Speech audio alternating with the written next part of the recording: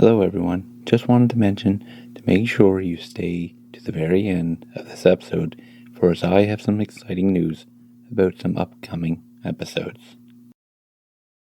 Warning, this episode contains extremely graphic details to which are bodily harm, violence, and murder involving members of the LGBTQIA+ community. Listener discretion is extremely advised.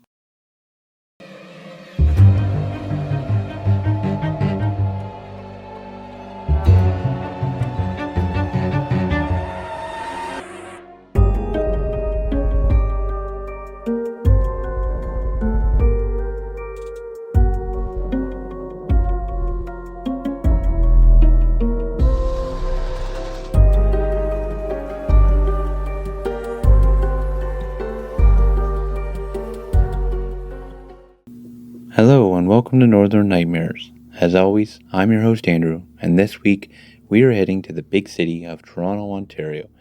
If you didn't know, Toronto is the largest city in Canada, following close behind is Montreal, Quebec, and Calgary, Alberta. As of today, Toronto has a population over 2.7 million people.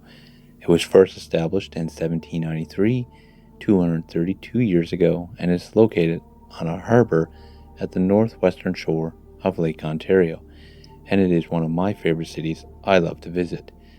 For a visitor, you can find so much to do in this beautiful city. It offers something for everyone. For example, this is the home of the CN Tower. It offers a breathtaking view of the GTA, and visitors can dine in a revolving restaurant at the top.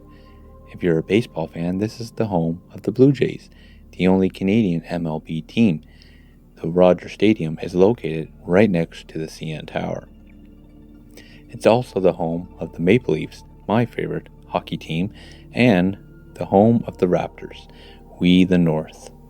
Toronto hosts numerous festivals and events all year round as well, like for example, the famous TIFF, the Toronto International Film Festival. Among many concerts and cultural celebrations are hosted in this grand city as well. If you're looking for a New York kind of vibe, I'd say Toronto is the place. However, our story takes place in a section called The Village. The Village is a welcoming neighborhood to all LGBTQIA+ members. That surrounding streets are Gerald Street to the south, Yonge Street to the west, Charles Street to the north, and Jarvis Street to the east. The core commercial strip is located along Church Street and Wellesley Street. One can find many community centers, parks, bars, restaurants, and stores that cater to the community. Many LGBTQIA+ members also live in surrounding neighborhoods as well, like the Annex, Cabbagetown, St. Jamestown, St. Lawrence, Rivendell, and the Garden District. The annual Pride celebrations are always hosted in the village, where hundreds of thousands of people come to see many floats and to show their support for the community. I would highly recommend checking out the village if you're visiting Toronto. I'm sure you would have a fabulous time here. However, for this episode is not going to be so fabulous, because between 2010 to 2017, the village would see a few of their beloved members unknowingly disappear.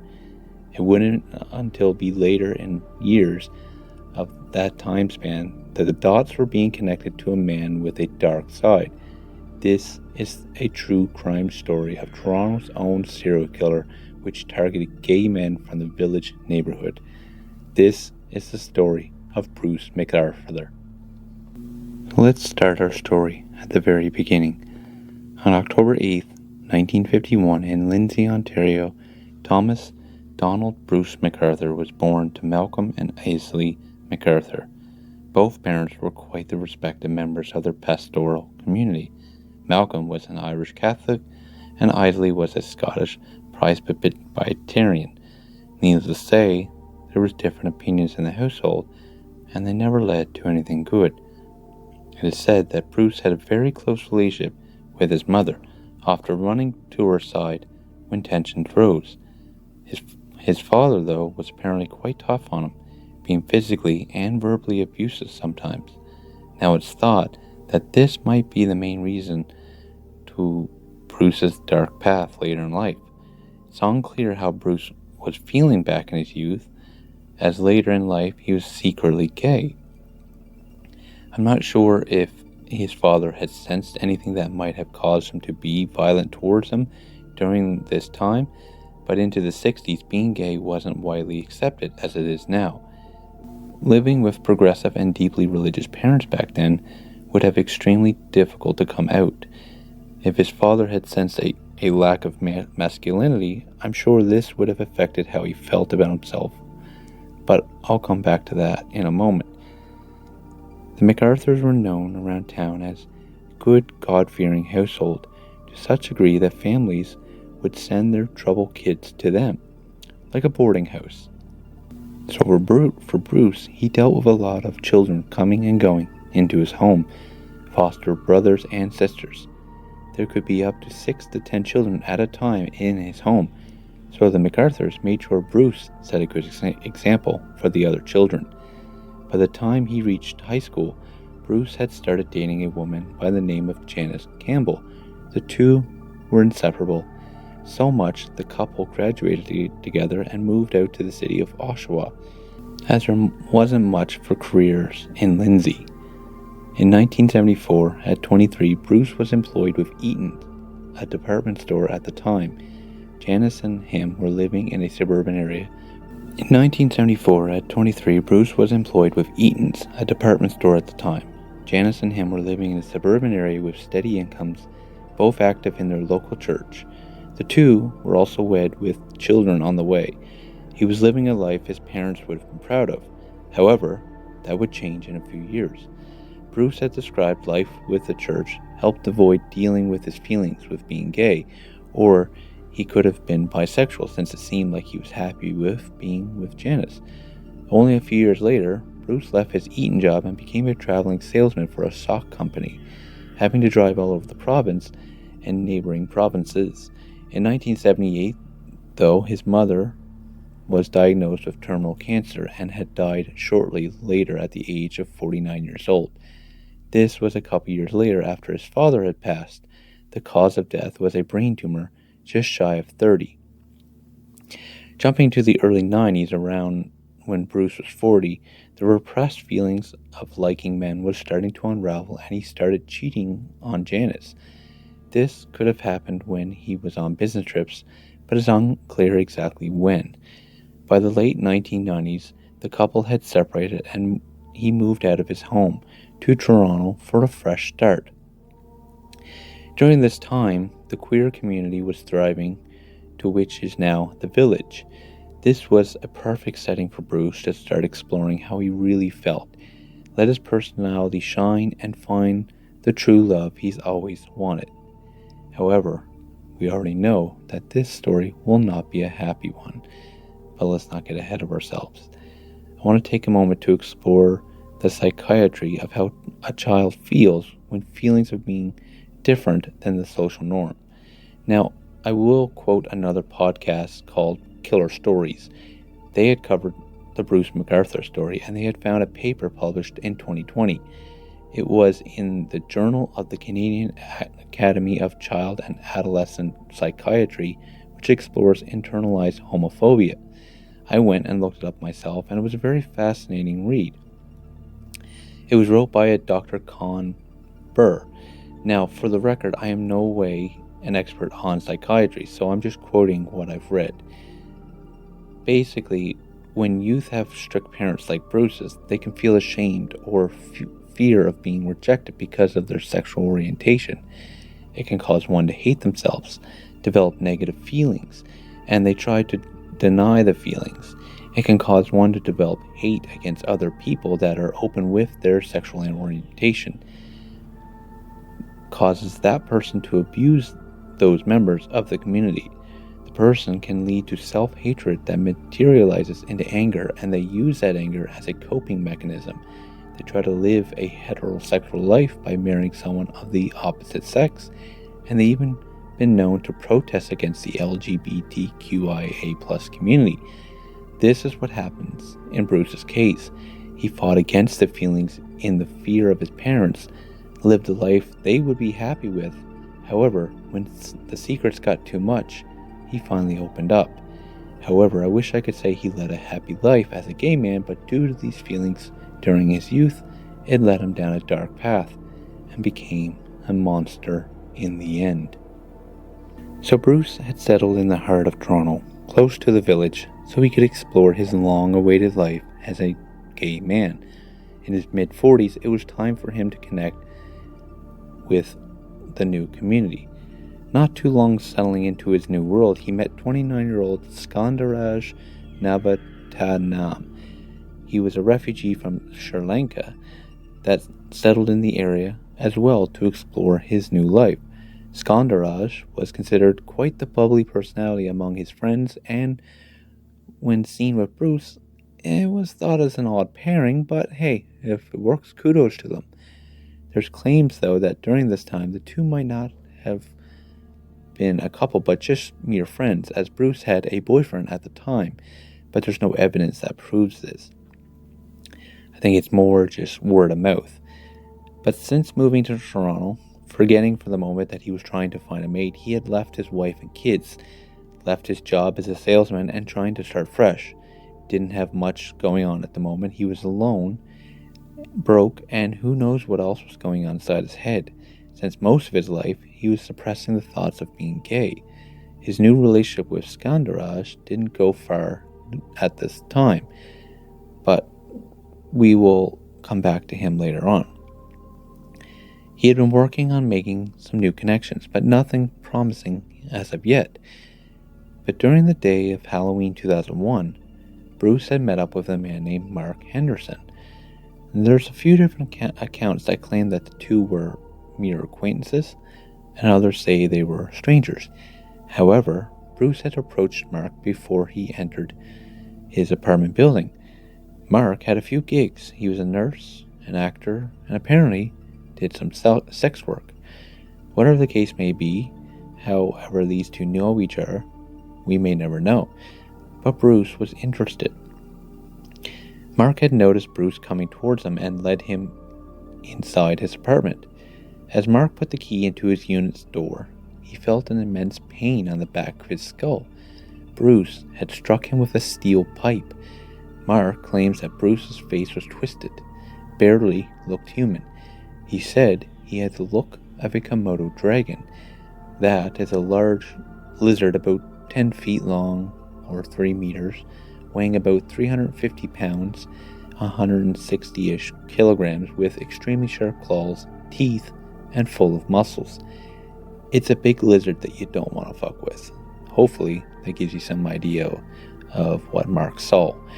And also, as for the record, they can be found in the areas of Indonesia. So don't worry, these things aren't lurking in the streets of Toronto. But go to New York, though. They've got the gators in the sewers. Bruce was full of rage. He struck Mark again and again till he became unconscious, and he left him for dead. However, Mark came to shortly later, discovering blood on the back of his head, and once able, called 911. However, before the police could pick up Bruce, he had already turned himself in, claiming he had no idea why he attacked Mark. According to him, his motivations for the attack were a mystery, even to him. We don't know at all why he did it.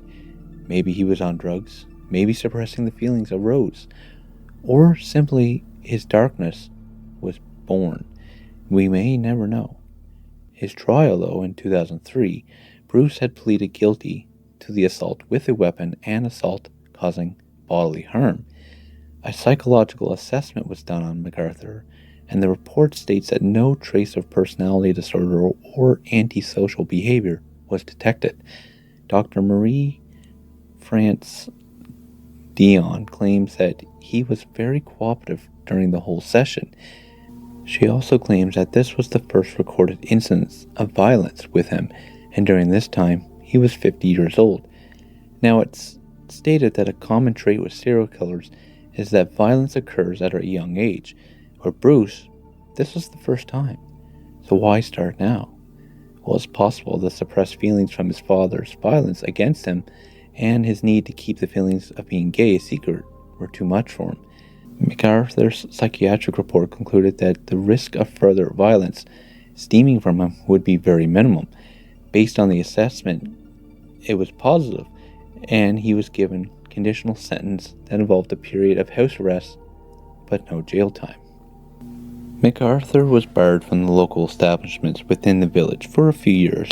During his house arrest, he decided to keep a low profile and to fix up his life to be a much better person.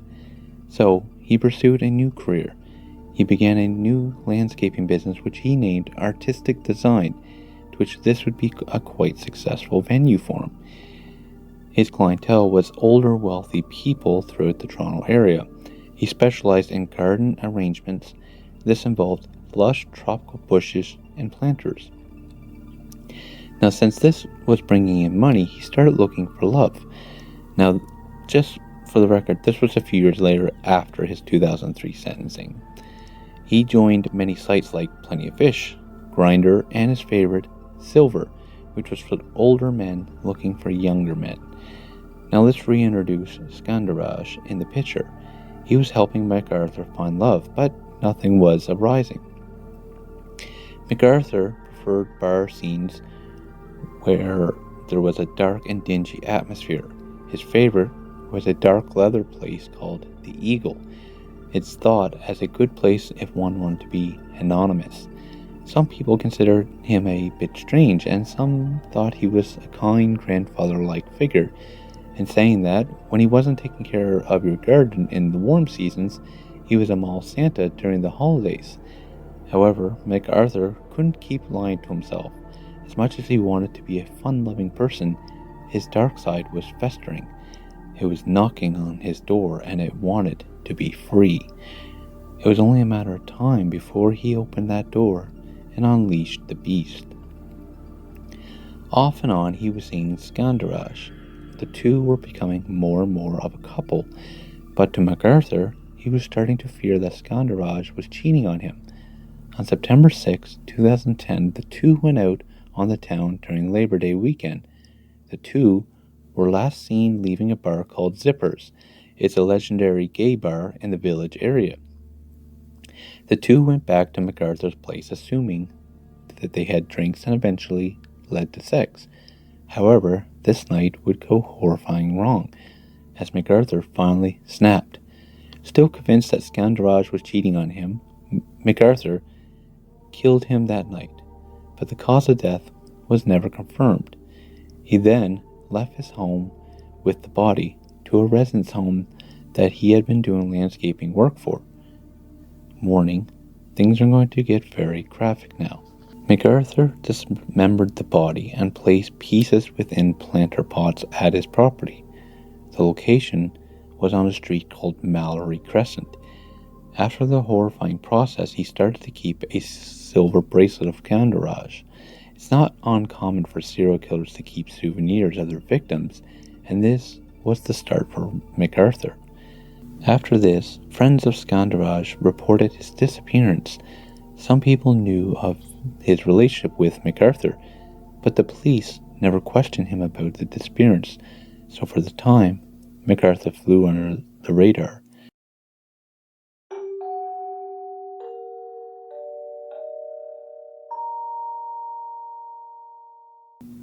After this, friends of Skandaraj reported his disappearance.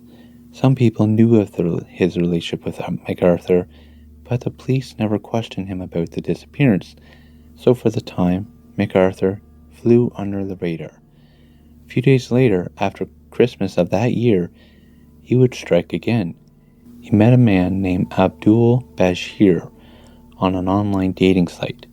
Now, for the record, Abdul was living a secret life because he had a wife and daughters. No one knew of his life within the gay community. So this was an easy target, and since no one knew of Abdul's secrets, McArthur had no worries of things getting back to him. On December 29, 2010, Abdul called his wife to inform her that he was going to be late coming home due to the fact that he was out with work colleagues, to which we later know this was a lie. This was the last time she would hear from him. Abdul then met up with McArthur, probably at one of the local bars within the village. The two would then head back to McArthur's home. Whatever they did during this time is unknown, but when the opportunity arose, McArthur struck.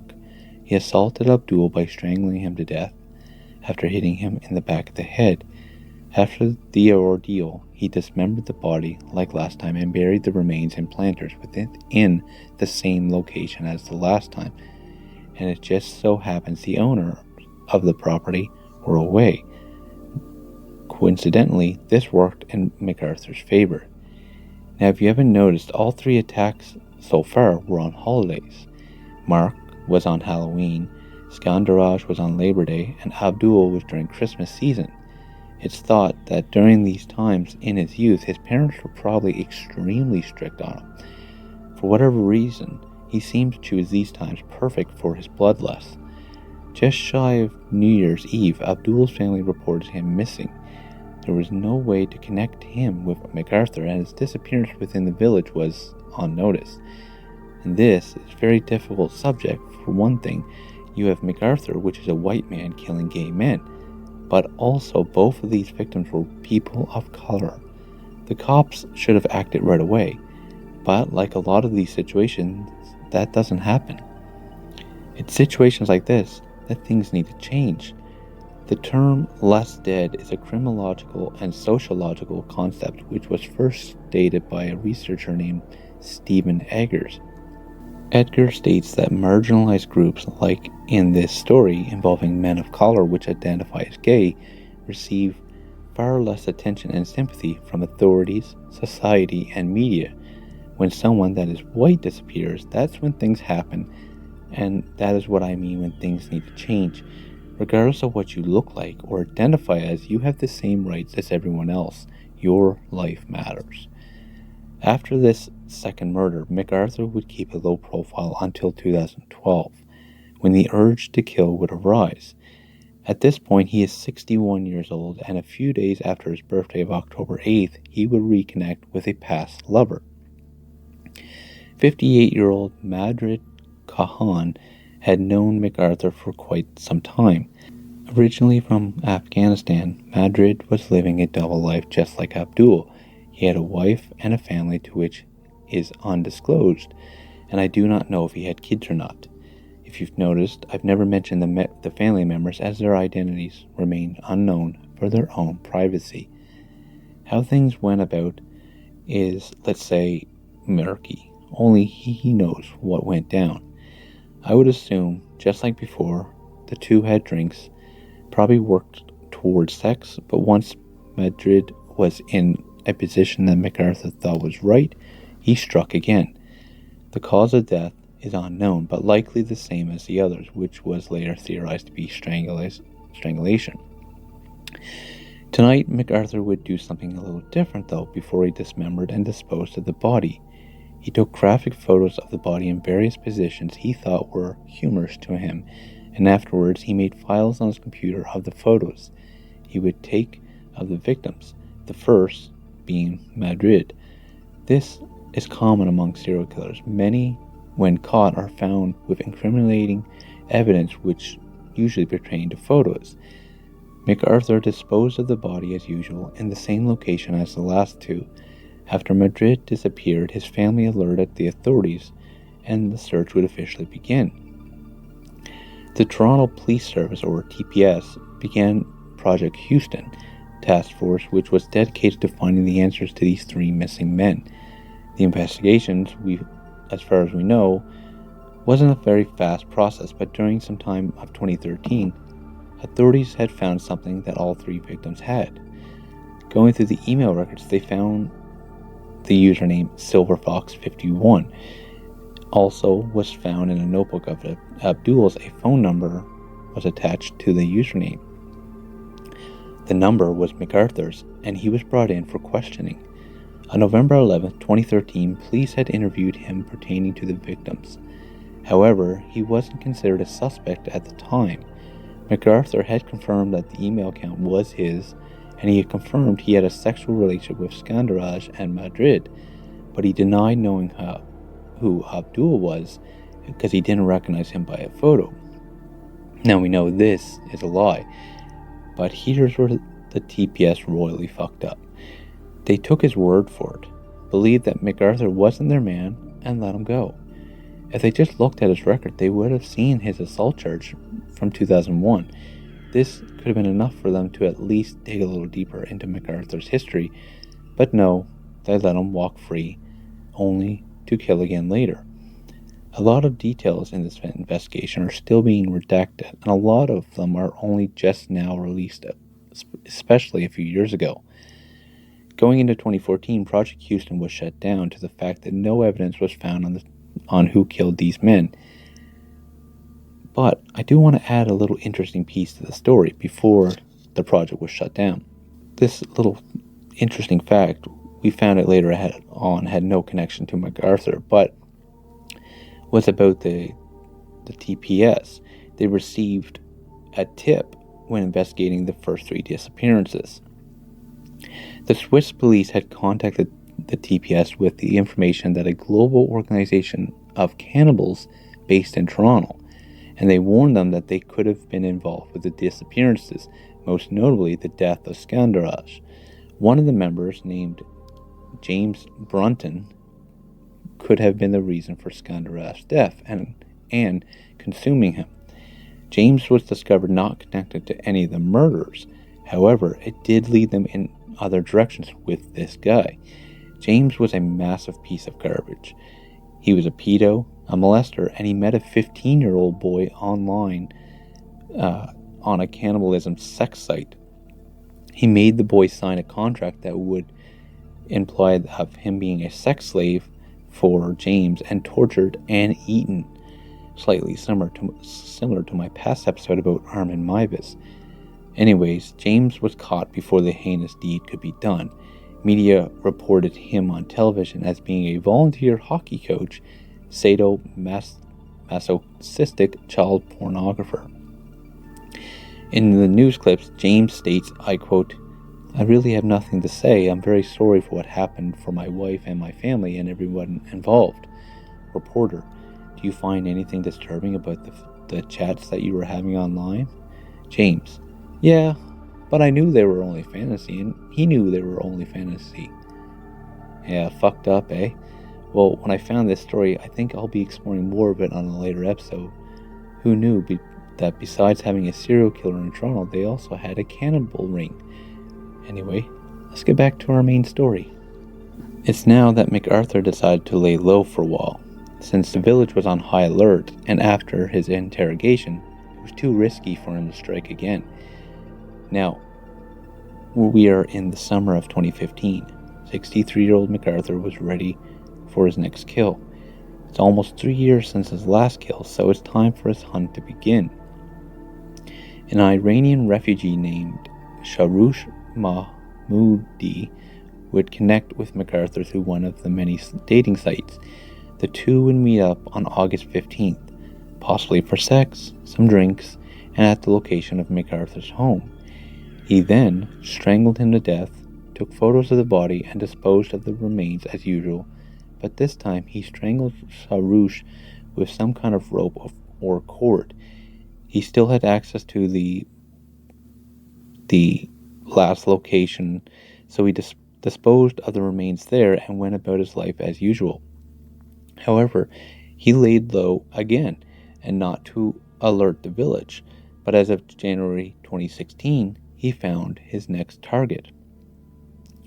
January 6, McArthur met up with 37-year-old Karushna Kanagaratam.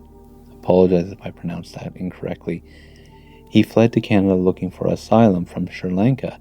However, supposedly his asylum was denied. For what reason, it is unknown. In 2015, he had received a deportation order and his work permit was expired. For McArthur, this was the perfect target. For Karushna, this is a tragic story, and my heart goes out that he could not call Canada his permanent home. McArthur had done the same routine as the last 4 victims, and had placed the body in the same location as always. Karushna's family supposedly didn't expect anything when they didn't hear from him. assuming he was probably hiding from immigration, which makes the story even more tragic. Now, for his sixth victim, he would change things up a little bit. In April 2016, he met a man named Dean Lisowick. He was vulnerable and unlike the other 5. Dean was homeless, bouncing between shelters, and had a history with mental illness. He was also a sex worker, just trying to get by. Now, one thing I did forget to mention. McArthur was known for having a red 2004 Dodge Caravan. Remember that in a little bit. Now, when he picked up Dean, it's unclear if he took him home or kept things in his van, but as always, McArthur killed him and took care of things like normal. Because Dean was homeless, he had lost touch with his family members, so unfortunately, no one reported him missing. In June of 2016, Arthur would strike again. If you notice, his kills are starting to be more frequent. He's getting confident that he won't get caught, but that will catch up with him soon enough. His next victim's name was unreleased, but this person was a mechanic who had served the Canadian Forces at the time, but now worked at an automotive shop. Apparently, the two knew each other since 2011 and had kept in touch with each other over the years. On June 20th, the men met up in a parking lot at a Tim Hortons. McArthur invited him into his van, and he jumped inside. McArthur asked him to lay down on the van's floor, assuming that the two would just hook up. And then, when he did, he proceeded to strangle him. However, he managed to fight against McArthur and escape the van and flee the scene. This person managed to get away and contact 911. McArthur was later arrested. However, the police would royally fuck up yet again. McArthur concocted a story that the whole incident was consensual and that the victim got cold feet. He accused him of attacking. The police believed this and let McArthur go. Now, I can only imagine what McArthur's ego is like right now. He's been questioned by the cops twice now, and in my opinion, went scot-free for his assault on Mark. He's probably feeling unstoppable at this point. But over the next few months, his darker side was showing more of itself with sexual encounters. 2 people had recalled events about how violent sex was with McArthur, and also one claimed that he drugged him and took photos. Both victims were never killed, but assault and violence still happened.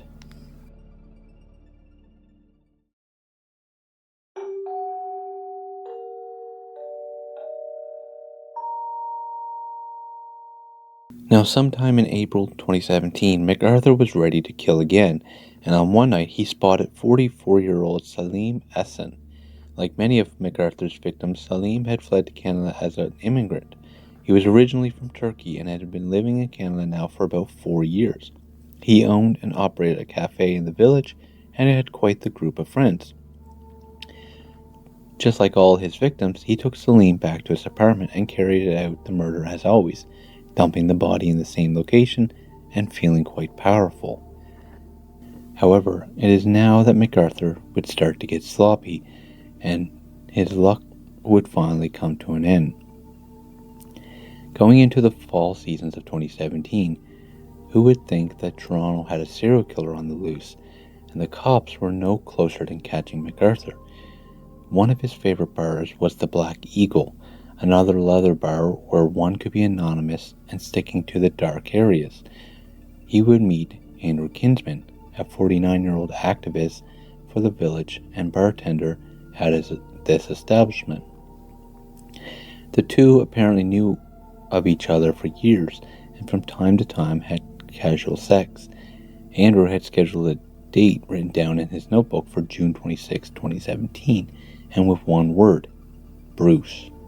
The two engaged in rough BDSM sex. Nothing really out of the ordinary. BDSM is abuse though. It's violent, rough sex involving ropes, chains, choking, whips, etc.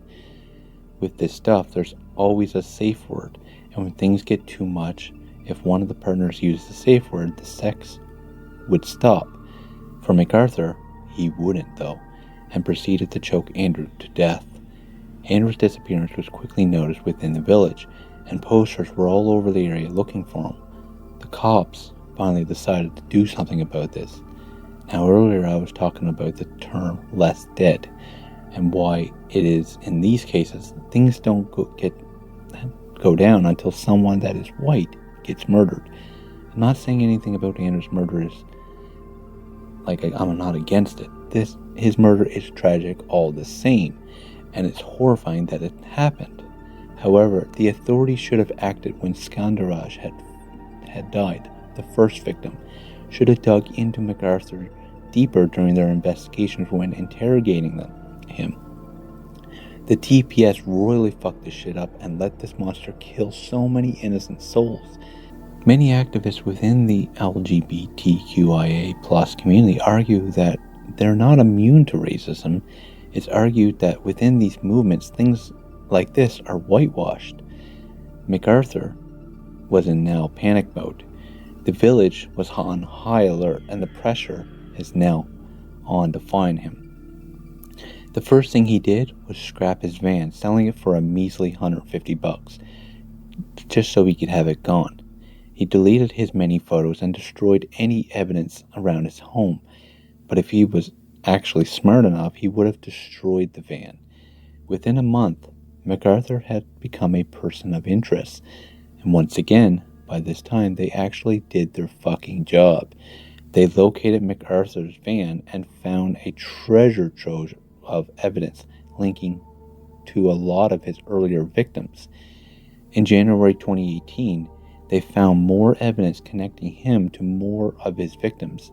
It's unknown what that evidence was, but it was likely found within the van, possibly bodily fluids and or blood. Somehow, they managed to find his destroyed hard drives and had recovered over 18,000 photos of his horrific sick photos. They had also now finally got their man. They were in the process of securing an arrest warrant, and once they acquired it, it was time to bring him down.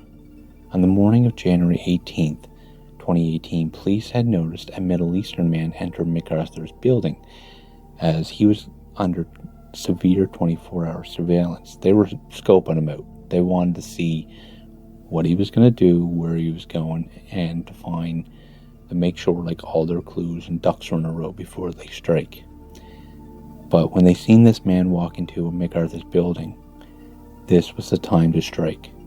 And they didn't have their arrest warrant at the time, but they were fearing the worst should happen. Cops entered McArthur's apartment to find the young man tied to the bed, but unharmed. McArthur was naked and having his way with him, and immediately they arrested him on 2 counts of first-degree murder for Salim and Andrew. With him in custody, it was time to search for the rest. The police acquired McArthur's client list for his landscaping business. They searched over 100 properties. Once at the Mallory Crescent, they discovered everything they needed. Inside a section of large planters, it was discovered to house at least 3 bodies. In the following months, the rest were found. 6 more charges were filed against him for Skandaraj, Madrid, Abdul, Samoush, Dean, and Karushana. In January of 2019, McArthur was charged with all 8 murders, and he actually pleaded guilty to all of them. He was sentenced to life with no chance of parole for 25 years. But it was said that even if parole comes up, it's highly unlikely that he will ever get out. He is currently in the Millhaven Maximum Institution prison in Bath, Ontario. And this is the story of the horrific crimes of serial killer Bruce McArthur. My heart goes out to all the victims and their families for the ordeals that they had to suffer during this time. If you have stories like this that you want me to cover, feel free to email me at NorthernNightmares@outlook.com. Hit that subscribe button wherever you listen to podcasts, and make sure you follow me on Instagram as I post updates about the show on there. For the next week, we'll be starting our next big series. For the next 3 episodes, I'll be exploring more serial killers. The term Holy Trinity usually implies God is 3 distinct persons, or the way I consider it, 3 purely good people. This series, however, is going to be called the Inferno Trinity. Each part, I'll be exploring the stories of the 3 worst serial killers in North America. Each part will cover their stories. The first will be John Wayne Gacy, and then Ted Bundy for part 2, and the last being Jeffrey Dahmer. So get ready as I take on these stories of the 3 most evil men in history. This is your home for nightmarish tales throughout Canada and beyond. I will be seeing you soon. Sweet dreams, and remember, nightmares are closer than you think.